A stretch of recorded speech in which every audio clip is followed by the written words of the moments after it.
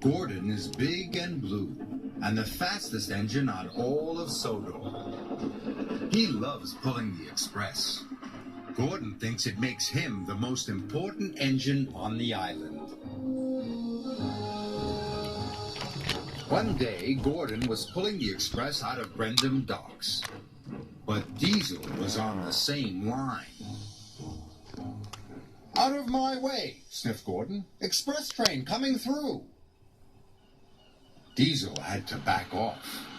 This made him cross. You steamies are old and clapped out, he sneered. When Sir Topham Hatt realizes this, you'll all be scrapped. Scrapped? Scoffed Gordon. Pah! I'm as fast as I ever was. And he chuffed proudly out of the docks.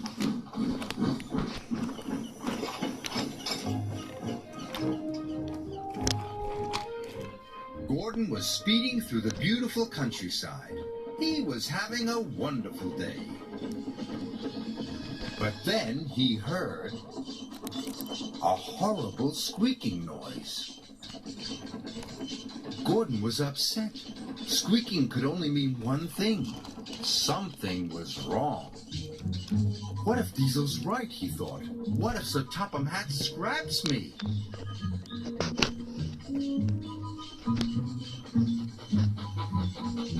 Gordon squeaked sadly up the hill.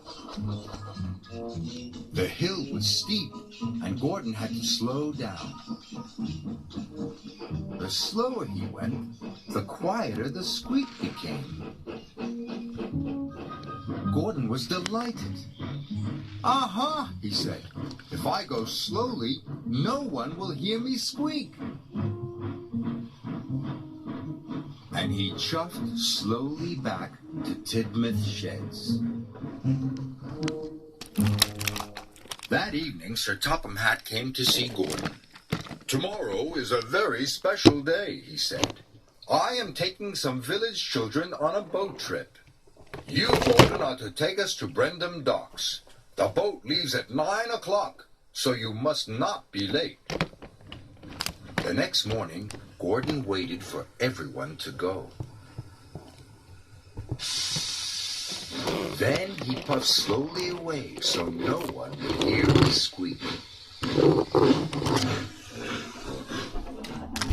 Once out of the sheds, he started to pick up speed.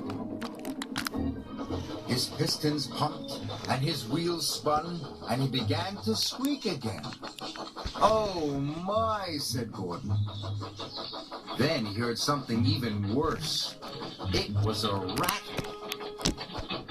"Oh, dear," he cried.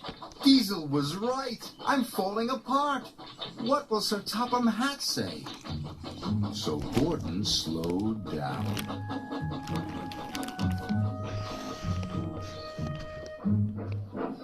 Gordon crawled slowly into the station to collect the children.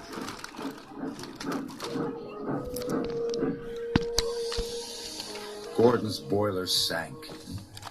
If he went slowly, the children would miss their boat trip. But if he went quickly, Sir Topham Hatt would hear his squeak and his rattle.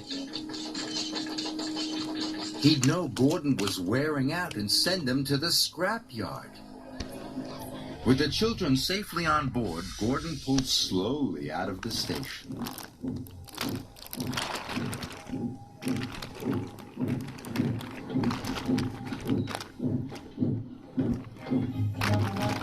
Gordon chuffed slowly through the countryside. He thought things were going well.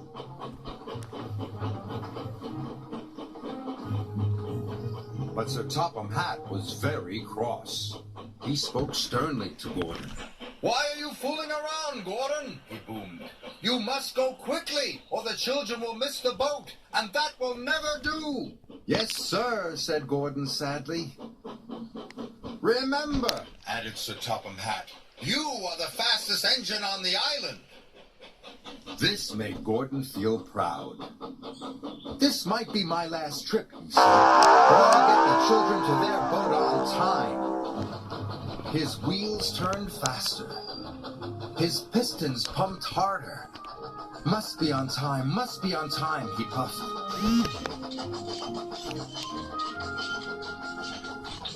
Soon, he began to squeak, and rattle too. And then he heard another noise. A knocking noise. But Gordon didn't care. If this was his last trip, he was going to go as fast as he possibly could. Gordon squeaked and rattled and knocked all the way to Brendam Docks. Salty and Henry were surprised. They had never heard an engine make such awful noises. Sounds like another steamy ready for the scrapyard, Sneered Diesel. But Gordon didn't care about Diesel. He had made good time, and the children would catch their boat. "I made it!" he cried proudly. "Thank you, Gordon," shouted the children happily.